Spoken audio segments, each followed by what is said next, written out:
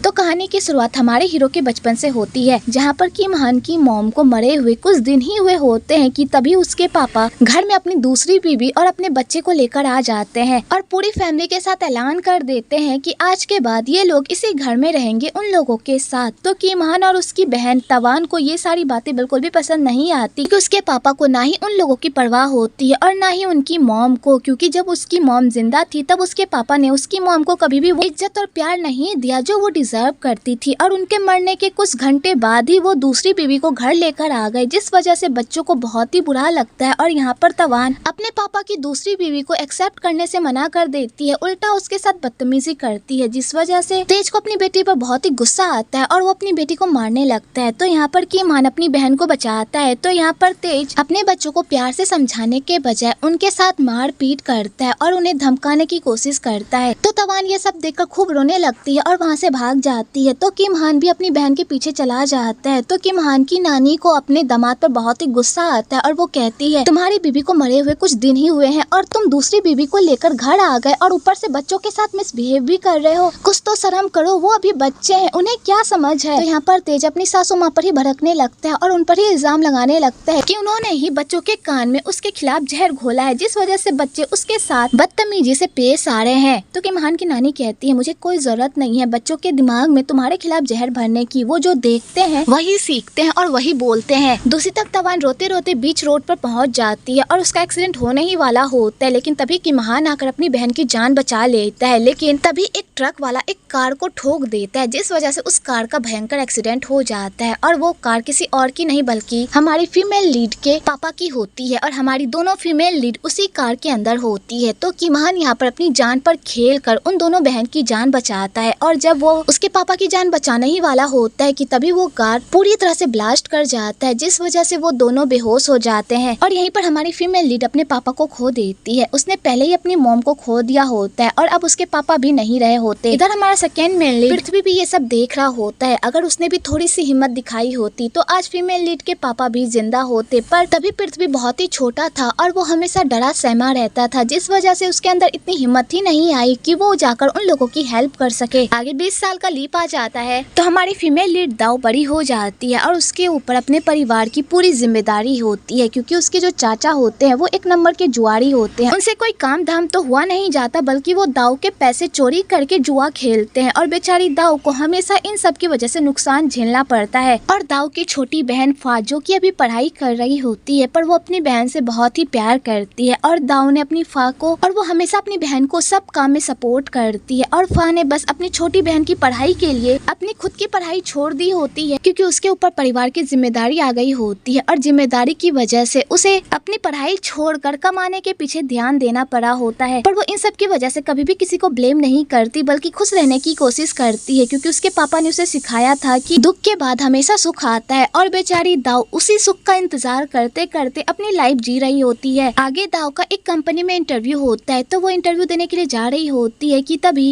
एक बच्चे का रास्ते में एक्सीडेंट होते होते बच जाता है और वो जिस गाड़ी से एक्सीडेंट होने वाला होता है वो गाड़ी किसी और की नहीं बल्कि किम हान की होती है। तो यहाँ पर दाव और किम हान की पहली मुलाकात होती है और उनकी पहली मुलाकात ही झगड़े से स्टार्ट होती है। यहाँ पर दाव किम हान पर भड़कती है कि वो इस तरह तेज गाड़ी क्यों चला रहा था, अगर बच्चे को कुछ हो जाता तो उसकी जिम्मेदारी कौन लेता। तो किम हान कहता है, मैं अच्छे से ही गाड़ी चला रहा था, ये बच्चा बीच में आ गया। और यहाँ पर किम हान खुद को राइट प्रूफ करके वहाँ से जाने लगता है। तो दाव कहती है, तुमने अभी तक बच्चे को सॉरी नहीं कहा, क्योंकि तुम्हारी वजह से इसका एक्सीडेंट होने वाला था। तो किम हान यहाँ पर दाव को गलत समझ लेता है और उसे लगता है कि ये दोनों मिलकर उसे स्कैम करने की कोशिश कर रहे हैं। तो किम हान कहता है, मैं समझ गया, तुम लोग यहाँ पर पैसे ऐंठने के लिए ये सारे धंधे चला रहे हो ना, एक मिनट रुको। और यहाँ पर किम हान उन लोगों की कीमत लगाने लगता है। तो वो बच्चा पैसे लेकर वहाँ से भाग जाता है। तो यहाँ पर किम हान दाव को भी बोलता है, बताओ तुम्हें कितने पैसे चाहिए। तो दाव कहती है, हर चीज पैसों से नहीं खरीदी जाती, पर ये बात तुम्हें नहीं समझ आएगी, और वैसे भी मैं तुम जैसे इंसान से कभी नहीं मिलना चाहती, ना इस जन्म में ना अगले जन्म में।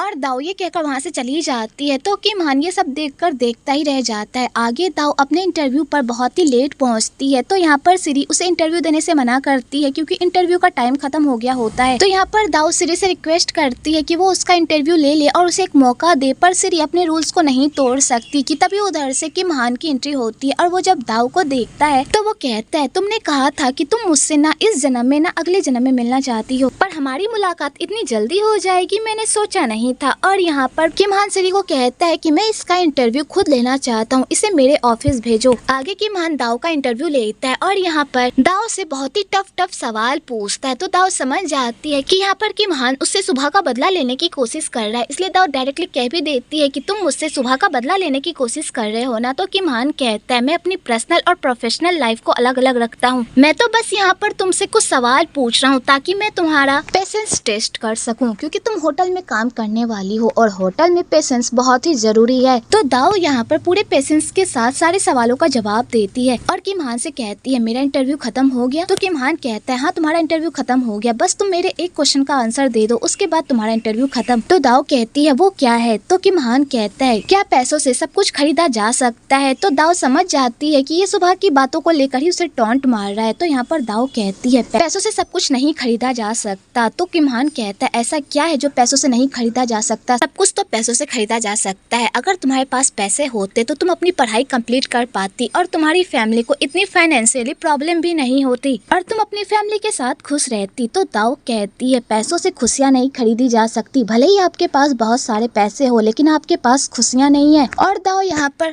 यहाँ पर किम हान को ऐसी बातें बोलती है जिससे किम हान का पूरी तरह से मुंह बंद हो जाता है और दाओ वहाँ से चली जाती है। आगे दाओ इंटरव्यू देकर बाहर तो निकल जाती है पर उसे बहुत ही पछतावा हो रहा होता है कि उसने किम हान के साथ ऐसी बातें क्यों की। अगर उसने ऐसी बातें नहीं की होती तो शायद उसे आज ये जॉब मिल जाती। और बेचारी इसी बात को सोच कर पछता रही होती है कि तभी उधर से फा आती है और अपनी बहन से पूछती है कि दीदी क्या आपको जॉब मिल गई। तो उसे बताती है कि नहीं उसे जॉब नहीं मिली। तो फा यहाँ पर अपनी बहन को सपोर्ट करती है और कहती है दीदी हमारे घर में पैसों की बहुत ही तंगी चल रही है, मुझे लगता है कि मुझे भी काम करना चाहिए। तो यहाँ पर दाओ फा को काम करने से मना करती है और कहती है बहुत जल्द तुम्हारी पढ़ाई कंप्लीट हो जाएगी, उसके बाद तुम काम करना, उससे पहले काम करने के बारे में सोचना भी मत और पैसों की तुम चिंता बिल्कुल भी मत करो, मैं इंतजाम कर लूंगी। तो फा कहती है ठीक है दीदी चलो घर चलते, मुझे बहुत जोरों की भूख लगी है। आगे वो लोग जैसे ही घर जाते हैं तो वहाँ पर उसके चाचा फिर से दाओ के पैसे चुरा रहे होते हैं जुए खेलने के लिए। तो यहाँ पर वो दोनों बहनें अपने चाचा को रोकती है पर उसके चाचा उसकी एक बात भी नहीं सुनते और पैसे चोरी करके वहाँ से भाग जाते हैं। तो बेचारी दाओ पूरी तरह से परेशान हो जाती है क्योंकि उसने वो पैसे फा के ट्यूशन फी के लिए रखे होते हैं। तो फा कहती है ये अंकल हमेशा हमारे साथ ऐसा ही करते हैं, हम पैसे जमा करके रखते हैं और ये हमेशा हमारे पैसे चोरी करके भाग जाते हैं। मुझे तो कभी कभी शक होता है कि ये हमारे चाचा हैं भी या नहीं। अगर ये सच में हमारे चाचा होते तो हमारा ख्याल रखते, ना कि हमारी लाइफ में इतनी प्रॉब्लम्स खड़ी करते। तो दाओ कहती है फा प्लीज जाने दो, चलो खाना खाते, तुम्हें भूख लगी है ना। आगे दाओ खाना खाने लगती है तो वो अपनी बहन को भी कहती है खाना खाने के लिए, पर दाओ खाना खाने से मना कर देती है और वो बहाना बनाने लगती है क्योंकि दाओ को पैसों की टेंशन हो रही होती है और उसके पास जॉब भी नहीं होता जिससे वो पैसे कमा सके। इधर किम हान लड़कियों के साथ गुलछरे उड़ा रहा होता है और लड़कियां ये समझती है कि किम हान उससे प्यार करता है इसलिए उसके साथ है, पर किम हान किसी भी लड़की से प्यार नहीं करता बल्कि अपनी नीड्स को पूरा करने के लिए और खुद को पूरा करने के लिए और खुद को रिलैक्स फील करवाने के लिए बस उनके साथ टाइम पास करता है। पर उनकी कीमत उन लोगों को वो दे भी देता है, पर लड़कियां उसे अपना प्यार समझ लेती है। आगे तेज ऑफिस से घर आता है तो यहाँ पर शशि उसे पैम्पर करती है और उसे अपने हाथों से सूप पिलाती है। तो यहाँ पर तेज शशि के सूप की बहुत ही तारीफ करता है कि तभी उधर से तवान आती है और वो कहती है इनके हाथों में तो जादू होगा ही, क्योंकि इसी जादू से तो उन्होंने आपको पटाया है और इस घर की मालकिन बनकर मेरी मॉम की जगह ली है। तो तेज को इस बात पर गुस्सा आ जाता है और वो तवान को डांटने लगता है और वो कहता है ये तुम्हारी मॉम है, इससे तमीज से बात करो। तो तवान कहती है ये मेरी मॉम नहीं है बल्कि आपकी दूसरी बीवी है जो घर में आते ही हमारी खुशियों को खा गई। तो तेज को इस बात पर बहुत ही गुस्सा आता है लेकिन शशि उसे शांत रहने को कहती है। तो यहाँ पर तेज तवान को कहता है तुमने अपने गर्दन पर क्या बनाया है, तुमने टैटू बनाया है क्या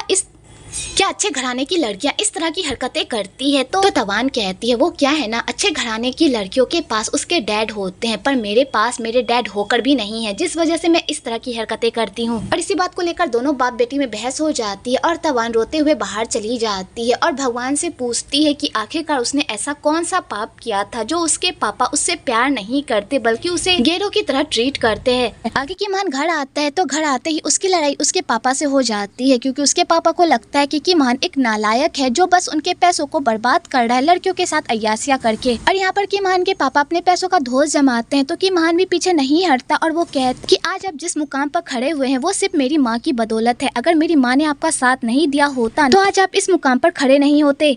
लेकिन आपने मेरी मॉम के साथ क्या किया, आपने उनके साथ धोखा किया और दूसरी औरत को उनकी जगह पर इस घर में लेकर आ गए। और इसी बात को लेकर दोनों बाप बेटे में फिर से लड़ाई हो जाती है और यहाँ पर तेज अपने बेटे से प्यार से बात करने के बजाय उल्टा उससे डांट फटकार कर बात करता है, क्योंकि तेज ने कभी भी अपने बेटे और बेटियों पर प्यार लुटाया ही नहीं होता और ना ही कभी उनसे प्यार से बात की होती है, जिस वजह से वो लोग आज इस तरह के बन गए होते हैं। आगे की मान अपने रूम के बाथरूम में जाता है और वहाँ जाकर नल चलाकर खूब रोता है और सोचता है कि आखिरकार उसके पापा उसे इस तरह ट्रीट क्यों करते हैं, उस पर प्यार क्यों नहीं लुटाते। अगले दिन दाव फिर से जॉब ढूंढने के लिए जाती है और हर जगह इंटरव्यू देती है, पर वो कहीं भी सिलेक्ट नहीं होती। दूसरी तरफ की महान दाव को इस तरह जॉब ढूंढते हुए देख लेता है, तो यहाँ पर वो उसकी हेल्प करता है और उसे अपने होटल में इंटरव्यू के लिए बुलाता है। आगे दाव की महान के होटल में इंटरव्यू देने के लिए जाती है, तो यहाँ पर सिरी दाव का बहुत ही कड़ा टेस्ट लेती है और दाव को कहती है तुम्हारी पढ़ाई भी कंप्लीट नहीं हुई है और ना ही तुम्हारे पास एक्सपीरियंस है, इसलिए तुम्हें इस जॉब को पाने के लिए 3 टेस्ट देने होंगे। अगर तुम इन तीनों टेस्ट में पास हो गई तो तुम्हें ये जॉब मिल जाएगी। तो यहाँ पर दाव उनके सारे टेस्ट में खड़ी उतरती है और सवालों का जवाब बहुत ही अच्छे से देती है, जिस वजह से सिरी बहुत ही इम्प्रेस हो जाती है। और इधर की महान भी दाव की इंटरव्यू देख रहा होता है और वो भी दाव के ऐसे परफॉर्मेंस से बहुत ही खुश होता है, क्योंकि दाव सच में बहुत ही टैलेंटेड होती है और उसकी यही बात की महान को अपनी तरफ अट्रैक्ट करती है। दाव यहाँ पर 2 टेस्ट में पास तो हो जाती है, पर अभी भी एक टेस्ट होता है जिसमें उसे पास होना जरूरी होता है, क्योंकि अगर उसमें वो पास नहीं होगी तो उसे ये जॉब नहीं मिलेगी और ये टेस्ट कोई और नहीं बल्कि किमहान लेने वाला होता है। अगले दिन दाव किमहान के पास तो वो टेस्ट देने के लिए जाती है, तो किमहान भी यहाँ पर दाव से बहुत ही टेढ़े मेढ़े सवाल पूछता है और उसे बहुत ही मुश्किल वाला टास्क देता है, लेकिन दाव बहुत ही प्यार और आराम से उस टास्क को भी कंप्लीट कर लेती है और दाव को ये जॉब मिल जाती है। तो दाव जॉब को पाकर बहुत ही खुश होती है और वो एक्साइटमेंट के मारे जा रही होती है कि तभी वहाँ पर उसकी चप्पल टूट जाती है। तो किमहान जब दाव की ऐसी हालत देखता है तो वो सीरी से कहलवा कर दाव को कुछ पैसे देता है ताकि वो अच्छे और प्रॉपर तरीके से होटल पर काम कर सके। तो दाव अपना एडवांस चेक पाकर बहुत ही खुश होती है, क्योंकि इन पैसों से उसकी सारी प्रॉब्लम सॉल्व हो जाएगी। इधर दाव होटल से बाहर जा रही होती है कि तभी रास्ते में उसे एक प्यारी सी बिल्ली मिल जाती है, तो वो उस पर प्यार लुटाने लगती है कि तभी उधर से किमहान भी आ जाता है और वो दाव को जब ऐसे करते हुए देखता है तो उसे अपनी मॉम की याद आती है, क्योंकि उसकी मॉम भी इसी तरह बिल्ली से प्यार क्या करती थी जैसे अभी दाव कर रही होती है। कि तभी उधर से किमहान दाव के पास आता है और कहता है तुम्हें भी बिल्लियां बहुत ही पसंद है, मेरी मॉम को भी बिल्लियां बहुत ही पसंद थी, वो हमेशा उन्हें प्यार से अपने पास बुला लिया करती थी, तो वो हमेशा आ जाती थी, लेकिन जब मैं ट्राई करता था तो वो कभी भी मेरे पास नहीं आती थी। तो दाव कहती है बिल्लियों को बस प्यार और अटेंशन की जरूरत होती है, अगर उन्हें लगता है कि सामने वाला बंदा उससे प्यार कर रहा है तो वो उनसे प्यार करती है। तो यहाँ पर किमहान भी बिल्ली को छूने की कोशिश करता है, पर उसके छूते ही बिल्ली वहाँ से भाग जाती है। तो किमहान कहता है देखो मैंने भी इसे प्यार से छुआ लेकिन ये भाग गई। तो दाव कहती है आपने उसे प्यार से नहीं छुआ इसलिए वो भाग गई, क्योंकि आपको अभी तक प्यार करना आया ही नहीं है, आप बस प्यार करने का दिखावा करते हैं। और ये बात वो बिल्ली समझ गई इसलिए वो भाग गई, इसलिए पहले प्यार करना सीखिए उसके बाद ही वो आपके पास वापस आई,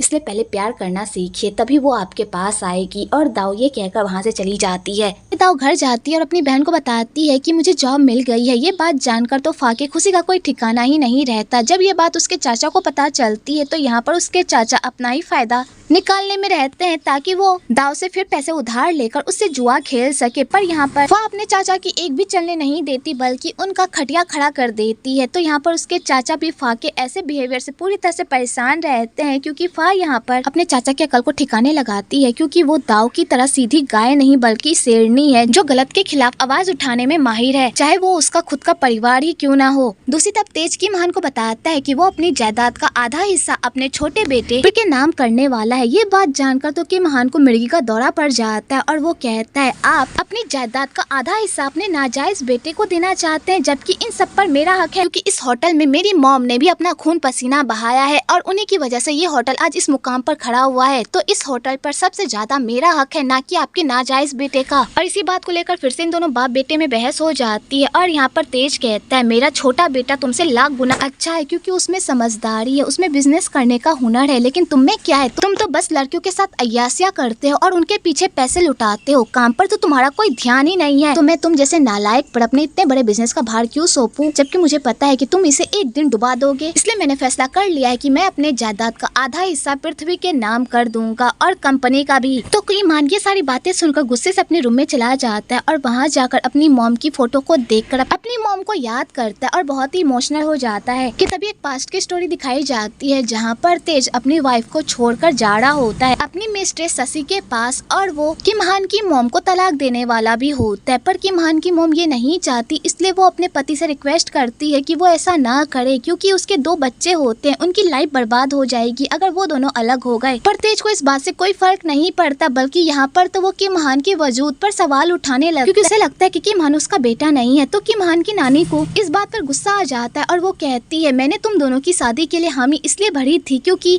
मेरी बेटी तुम्हारे बच्चे की माँ बनने वाली थी। अगर वो तुम्हारे बच्चे की माँ नहीं बनने वाली होती तो मैं अपनी बेटी की शादी तुम जैसे आदमी से कभी भी नहीं करती। और तुम्हें अपने ही बच्चे के वजूद पर शक हो रहा है, अगर तुम्हें किम हान पर शक है कि वो तुम्हारा बेटा नहीं है तो डीएनए टेस्ट करवा लो ना, उसके बाद तुम्हें खुद पता चल जाएगा कि वो तुम्हारा बेटा है या नहीं। तो तेज जब ये सारी बातें सुनता है उसका मुंह बंद हो जाता है, लेकिन वो यहाँ पर किम हान की मॉम के साथ रहने के लिए बिल्कुल भी तैयार नहीं होता। उन लोगों को छोड़कर अपनी मिस्ट्रेस के पास चला जाता है और उनके छोड़ जाने के बाद ही किम हान की मॉम की तबीयत अचानक खराब हो जाती है और उनकी तबीयत इतनी खराब हो जाती है कि उनकी मौत हो जाती है। तो किम हान जब ये सारी बातें याद करता है तो उसे अपने बाप पर बहुत ही गुस्सा आता है क्योंकि उसे लगता है कि उसका बाप उसे अपना बेटा नहीं समझता बल्कि अपने नाजायज बेटे पृथ्वी को अपना बेटा समझता है, इसलिए तो वो उसे अपना आधा जायदाद देने वाला है।